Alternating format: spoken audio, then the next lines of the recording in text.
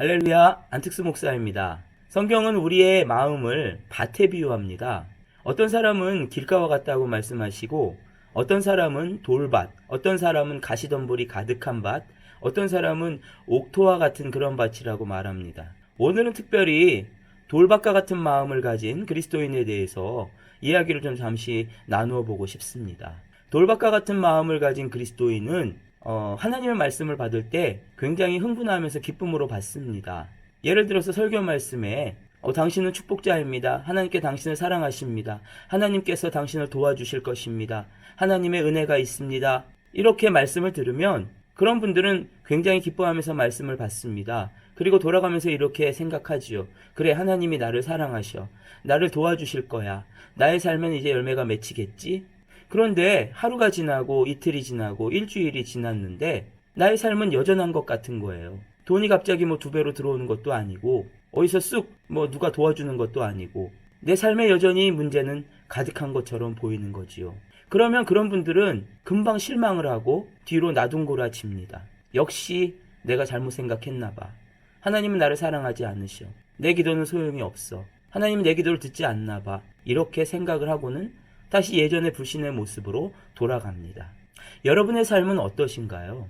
여러분이 만약 옥토와 같이 100배의 열매를 맺기를 원하신다면 여러분은 하나님의 말씀을 꼭 붙잡으셔야 합니다. 하나님의 말씀을 꼭 붙잡고 묵상해서 하나님의 말씀에 깊이 뿌리를 내리셔야 합니다. 그래서 그 말씀 속에서 하나님의 능력이 여러분에게 계속 공급되도록, 하나님의 말씀 속에서 자양분이 계속 여러분의 삶에 공급되도록 여러분은 그 말씀을 꼭 붙잡고 사셔야만 합니다. 여러분이 하나님의 말씀을 기쁨으로 받았다 할지라도 여러분의 삶의 뙤약볕은 여전할 수 있습니다. 가끔은 폭우가 내릴 수도 있지요. 또 때로는 강풍이 불어올 수 있습니다.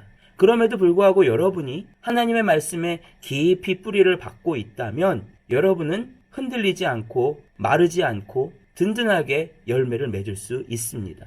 삶의 어려움이 다가올 때 여러분 이렇게 고백하십시오. 그래, 나의 삶에 지금 여전히 어려움이 있지만 나는 지금 하나님의 말씀에 깊이 뿌리 박았어. 마치 시냇가에 심은 나무가 강변에 뿌리를 뻗치고 어떠한 더위가 올지라도 두려워하지 않는 것처럼 나도 하나님의 말씀에, 예수 그리스도의 말씀에 깊이 뿌리를 뻗쳤어. 나는 날마다 주님의 말씀 속에서 영양분을 얻고 있어.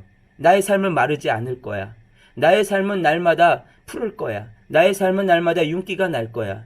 나는 어떠한 더위가 와도 결코 두려워하지 않고 나의 삶은 사시사철 열매를 맺을 수 있어 라고 그렇게 고백하시기를 바랍니다. 원수마귀는 여러분이 하나님의 말씀을 받고 하나님의 약속을 받고 하나님의 은혜를 받을 때 그것이 열매 맺지 못하도록 별의별 수단을 다 써서 온갖 방법을 다 해서 어떤 수단을 써서라도 여러분의 삶에 열매를 맺지 못하도록 방해하고 도전할 것입니다. 그래서 여러분의 삶의 문제가 계속되는 거예요. 그러나 여러분은 승리할 수 있습니다. 여러분은 열매 맺을 수 있습니다. 여러분은 100배의 열매를 맺을 수 있습니다. 하나님의 말씀의 해답이 이미 여러분의 삶에 주어졌습니다. 여러분은 승리할 수 있는 방법을 이미 하나님 앞에 받았습니다. 하나님의 말씀을 깊이 붙들고 묵상할 때에 하나님의 말씀의 지혜가 여러분을 인도할 것입니다. 하나님의 말씀의 능력이 여러분을 보호할 것입니다. 여러분은 이미 하나님 안에서 승리할 수 있도록 부름받은 사람입니다. 믿음의 선한 싸움을 싸우십시오.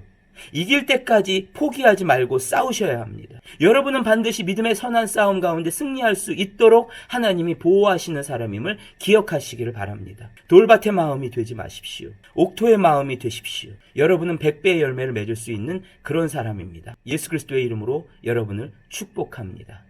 감사합니다.